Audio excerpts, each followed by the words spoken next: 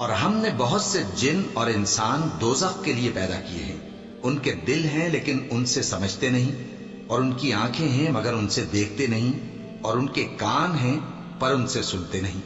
یہ لوگ بالکل چوپایوں کی طرح ہیں بلکہ ان سے بھی زیادہ بھٹکے ہوئے۔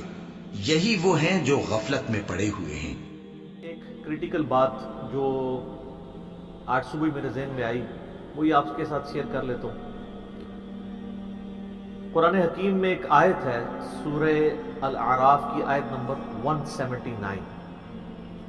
یہ قرآن حکیم میں چند سخت ترین آیات میں سے ہے، اور اس میں اللہ تعالیٰ کی طرف سے ایک بہت بڑا یونیورسل ٹروتھ اور بڑی ہی ایک ڈینجرس خبر انسانیت تک پہنچائی گئی ہے۔ اعوذ باللہ من الشیطان الرجیم، بسم اللہ الرحمن الرحیم۔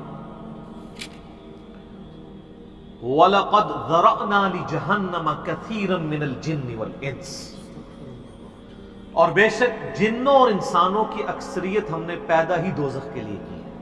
اللہم اجرنا من النار، آمین۔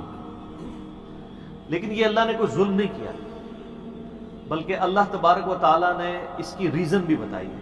یہ اللہ کا ایکسپرٹ اوپینین ہے کہ یہ جو انسانیت اور جنات یہاں پہ آباد ہوئے ہیں، ان میں سے الٹیمیٹلی اکثریت دوزخ میں ہی جائے گی۔ بڑے کم لوگ ہوں گے جو جنت میں جانے میں کامیاب ہوں گے، جو سورۃ العصر میں بھی آیا وَالْعَصْرِ إِنَّ الْإِنسَانَ لَفِي خُسْرٍ۔ زمانہ گواہ ہے اس بات پہ کہ ساری انسانیت گھاٹے میں، سوائے ان لوگوں کے جو ایمان لے آئے، نیک اعمال کیے اور نیکی کی تلقین کرتے رہے اور صبر کی تلقین کرتے رہے۔ اس کے علاوہ پوری کی پوری انسانیت گھاٹے میں۔ اور دیکھ لیں زمانہ گواہ ہے کہ حضرت نوح علیہ السلام کے مخالفین تباہ و برباد کر دیے گئے، صرف 78 لوگ جو ہیں وہ کامیاب ہوئے۔ حضرت لوط علیہ السلام کی 2 بیٹیاں ان کے ساتھ بچائی گئیں، ان کی اپنی بیوی بھی اور پوری قوم تباہ کر دی گئی۔ پوری انسانیت گھاٹے میں چلتی ہے، سوائے ان لوگوں کے کہ جو ایمان لے آئیں گے، نیک اعمال اختیار کریں گے اور حق بات کی تلقین کریں گے اور صبر کی۔ یہاں پہ سورہ الاعراف کی آیت نمبر 179 میں ہے کہ بے شک جنوں اور انسانوں کی اکثریت پیدا ہی دوزخ کے لیے ہوئی ہے۔ بولے اعوذ باللہ تعالی۔ لہم قلوب لا یفقہون بہا، ان کو ہم نے دل دیے تھے، عقل دی تھی، لیکن وہ اس سے سوچتے ہی نہیں۔ وَلَهُمْ أَعْيُنٌ لَا يُبْصِرُونَ بِهَا، ان کو ہم نے آنکھیں دی تھی لیکن آنکھوں سے دیکھنے کا سا دیکھنا نہیں دیکھتے، عبرت نہیں پکڑتے۔ وَلَهُمْ آذَانٌ لَا يَسْمَعُونَ بِهَا، اور ان کو ہم نے کان دیے تھے لیکن سننے والا سننا سنتے ہی نہیں۔ أُولَئِكَ كَالْأَنْعَامِ بَلْ هُمْ أَضَلُّ، ایسے لوگ چوپایوں کی مانند ہیں بلکہ ان سے بھی بدتر ہیں، جو اپنی عقل، آنکھیں اور کان استعمال کر کے حق بات تک پہنچنے کی کوشش نہیں کرتے۔ اولئک هم الغافلون، ایسے ہی لوگ ہیں جو اصل میں غافل ہیں۔ تو اللہ تعالیٰ نے یہ یعنی اس میں ایک غیبی خبر دے دی ہے کہ الٹیمیٹلی یہ ہونے والا ہے۔ مطلب کیا کہ اب جس نے تیاری کرنی ہے وہ خود تیاری کر لے۔ اس کو میں ایک مثال سے سمجھاتا ہوں کہ اس وقت تقریباً یہاں پہ 80 کے قریب لوگ بیٹھے ہیں، اور میں یہ کہوں کہ میں ایک گولی چلاؤں گا، جس کو بھی لگ جائے، تو ہم میں سے کیا ہر شخص یہ سوچے گا کہ یار ایک ہی گولی ہے، 80 بندے ہیں، کسی اور کو ہی لگے گی، ضروری ہے مجھے ہی لگنی ہے؟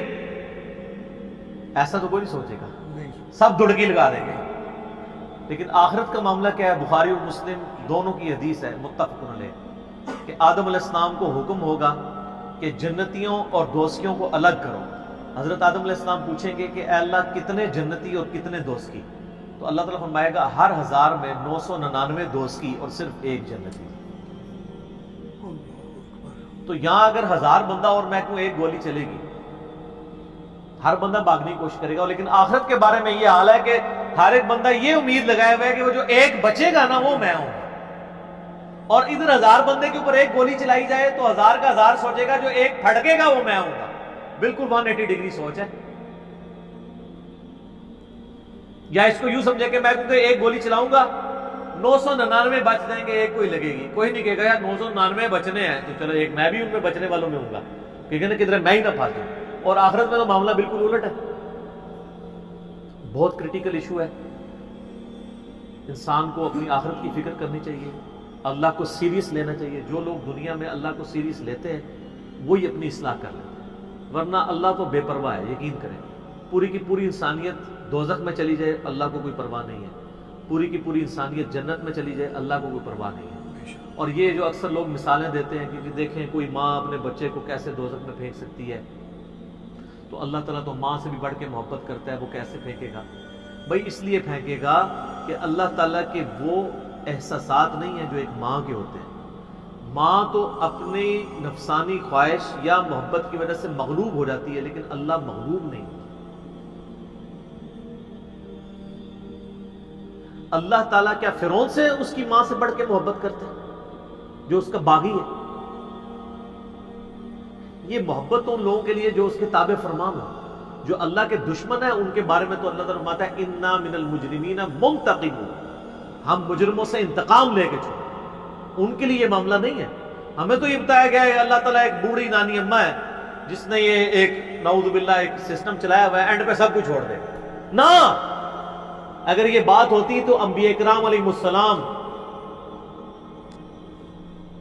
کی تعلیمات اس طرح کی نہ ہوتی کہ لوگ جو ہے وہ کیجول زندگی گزارنا شروع کرتے ہیں. بڑی سٹرکٹ تعلیمات. جامع ترمذی میں حدیث ہے کہ سیدنا عثمان غنی رضی اللہ تعالیٰ عنہ علیہ السلام کے بارے میں آتا ہے کہ وہ جب کبھی قبرستان جاتے ہیں تو اتنا روتے کہ ان کی داڑھی آنسوؤں سے تر ہو جاتی. تو صحابہ پوچھتے کہ آپ کے سامنے جب جہنم کا ذکر ہوتا ہے آپ پہ اتنی خشیت طاری نہیں ہوتی، لیکن قبرستان میں قبر کے سامنے یہ معاملات آپ کے ساتھ کیوں ہوتے ہیں؟ تو انہوں نے کہا کہ میں نے نبی علیہ السلام سے خود سنا تھا کہ قبر آخرت کی منزلوں میں سے پہلی منزل ہے، جس کی یہ منزل پھنس گئی اس کی اگلی منازل مشکل ہو جائے گی، اور جس کی یہ منزل آسان ہوئی اس کی اگلی منازل آسان ہوتی چلی جائے گی. یہ وہ شخص کہہ رہا ہے جسے 3 دفعہ جنت کی بشارت ملی ہے.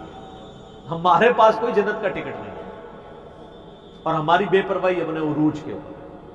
اسی کو پنجابی میں کہا جاتا ہے نا، عقل نہ ہوئے تے موجیں ہی موجاں، عقل ہوئے تے سوچیں ہی سوچاں. جسے عقل نہیں ہوگی وہ موجیں مارے گا کیونکہ اسے پتہ نہیں ہے نا، لیکن جسے عقل ہوگی وہ سوچے گا کہ یار یہ معاملہ تو بڑا خطرناک ہو. صحیح بخاری میں حدیث ہے، نبی علیہ السلام نے فرمایا آپ ایک جگہ سے گزرے، کچھ اصحاب آپس میں یعنی ہنسی مذاق کرتے ہوئے ہنس رہے تھے، تو آپ کھڑے ہو گئے. آپ نے فرمایا جو کچھ میں جانتا ہوں نا اگر تم جان لیتے تو بہت کم ہنستے، زیادہ رویا کرتے. بہت سیریس کیس ہونے. صحیح مسلم میں حدیث ہے، آپ نے السلام فرمایا میں نے ارادہ کیا کہ میں اللہ سے دعا کروں کہ تمہیں عذاب قبر سنوا دے. دکھانے والی تو کہانی ختم سر، سنوا دے. لیکن مجھے ڈر ہوا کہ اگر تم نے عذاب قبر سن لیا تم اپنے مردوں کو دفنا نہیں چھوڑ دو. ایسی خشیت تم پہ طاری ہوئی. لیکن یہ اللہ تعالیٰ نے سب کچھ پردے میں رکھا ہوا ہے سر. صحیح بخاری میں حدیث ہے کہ میت جو ہے وہ چارپائی پہ کلام کرتی ہے. نیک میت کہتی ہے مجھے جلدی جلدی میری جگہ کی طرف لے چلو، اور جو بری میت ہے وہ چیخو پکار کرتی ہے کہ مجھے کہاں لے کر جا رہے ہو.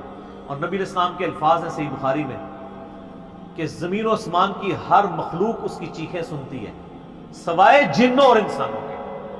کیونکہ جنوں اور انسانوں کو اللہ تعالیٰ نے غیب کے پردے میں یہ چیزیں رکھی ہیں نا، اسی کے اوپر تو جنت ہے. ان الذین یخشون ربهم بالغیب لهم مغفرۃ واجر کبیر. جو لوگ بن دیکھے اپنے رب سے ڈرتے ہیں ان کے لیے مغفرت ہے اور اجر کبیر ہے. دیکھ کے تو سب نے مان لینا. پھر سر اس سے بھی آگے اگر آپ چلے جائیں، صحیح بخاری میں یہ حدیث موجود ہے کہ جب میت کو سوالات کے جوابات نہیں آتے نا تو فرشتے اس سے پوچھتے ہیں کہ تجھے سوالات کے جوابات جو نہیں آئے یہ کیا معاملہ تیرے ساتھ ہوا؟ تو وہ کہتا ہے میں تو وہی کہتا تھا جو لوگ کہتے تھے، سن سنا کے سننی تم نہیں، پڑھ پڑھا کے سننی نہیں.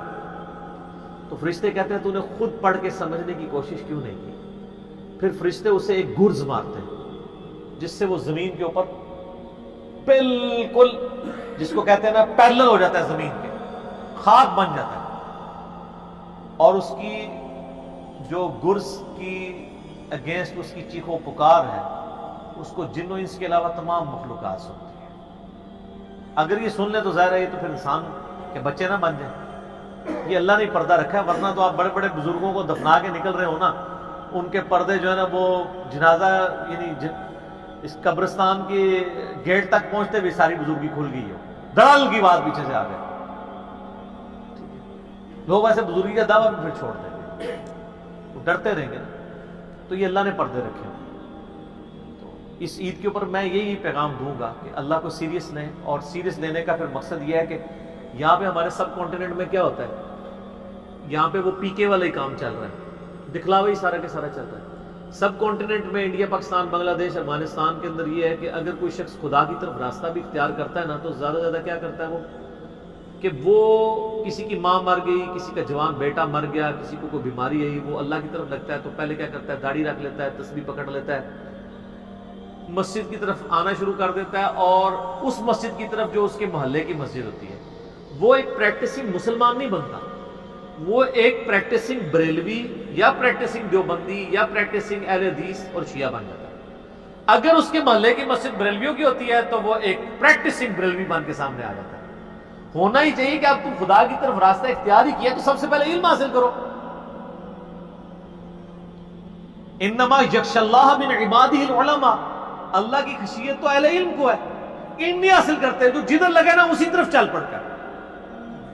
होना तो चाहिए कि आप पहले ही देखें कि मैं कुरान और सुन्नत का इल्म हासिल करूं, मैं देखूं कि यार कौन से नजरियात दुरुस्त हैं, किन चीज़ों के ऊपर अल्लाह ताला ने पकड़ करनी है, किन चीज़ों के ऊपर अल्लाह ताला ने फ़राइज़ मेरे ऊपर लगाए। वो कोई भी इल्म नहीं हासिल करता, कोई जिधर लगा है उधर। हमारे मोहल्ले में बताया कि एक पूरी फैमिली कादियानी हो गई थी, मेरी पैदाइश से पहले की बात है। सिर्फ उनके घर औलाद नहीं होती थी, बच्ची पैदा हुई, वो वालिद पहली दफ़ा गया मस्जिद में, वो कादियानियों की इबादतगाह थी, वो कादियानी हो गया, पूरी नस्ल की कादियानी है।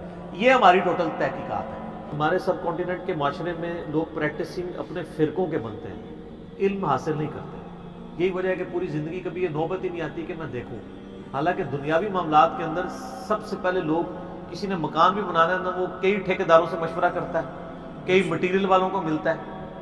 कि क्या होता है कि वो सुबह मकान शुरू करा देता है, पूरी फिजिबिलिटी बनाता है, पूरी प्लानिंग करता है।